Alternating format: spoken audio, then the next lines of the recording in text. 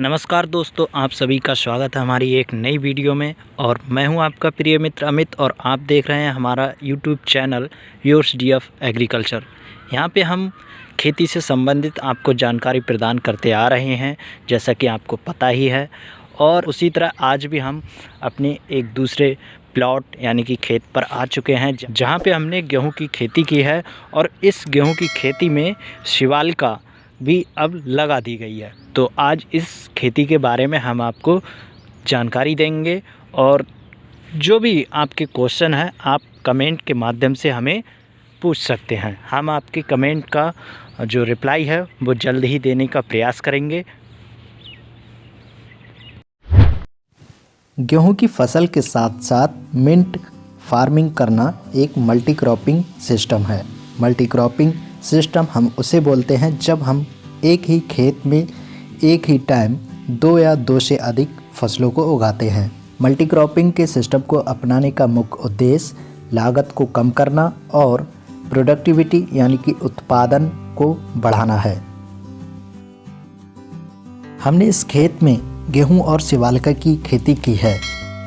गेहूं और शिवालिका की खेती करने के लिए हमें सुनियोजित तरीके से चलना होता है। इसमें गेहूं की बुवाई पंक्तिबद्ध की जाती है और पंक्तियों की आपस में दूरी लगभग 50 से 60 सेंटीमीटर रखी जाती है, जिससे कि बाद में शिवाली अर्थात मेंथा शिवाली की पौध या जड़ को डाला जा सके।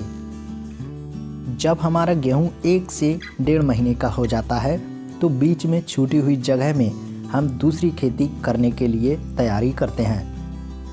गेहूं की पंक्तियों की बीच वाली जगह को जनवरी माह के दूसरे सप्ताह से खोदना स्टार्ट कर दिया जाता है और उसमें मेंथा शिवाली की जड़ को रख दिया जाता है। शिवाली की जड़ को इस समय तक रखते हैं कि गेहूं को भी पानी लगाने का समय आ जाए, जिससे कि एक साथ दोनों को पानी लगाया जा सके। मेंथा शिवाली की जड़ लगभग 20 से 25 दिन या 1 महीने में जमकर बाहर आ जाती है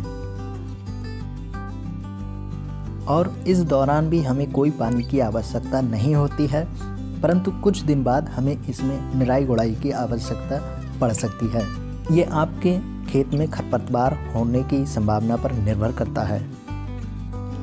मेंथा की खेती के बारे में अधिक जानकारी के लिए आप हमारी अन्य वीडियोस को देखें, जिसमें आपको मेंथा की खेती के बारे में पूर्ण जानकारी मिलती है। दोस्तों, इन दोनों खेतियों का तालमेल इस तरह से बैठाया जाता है कि जब हमारा गेहूं पक जाता है तो ये शिवाली लगभग 20 से 30 सेंटीमीटर की ऊंचाई में वृद्धि कर पाती है और उस समय गेहूं की कटाई हो जाती है और शिवाली की खेती आराम से बच जाती है।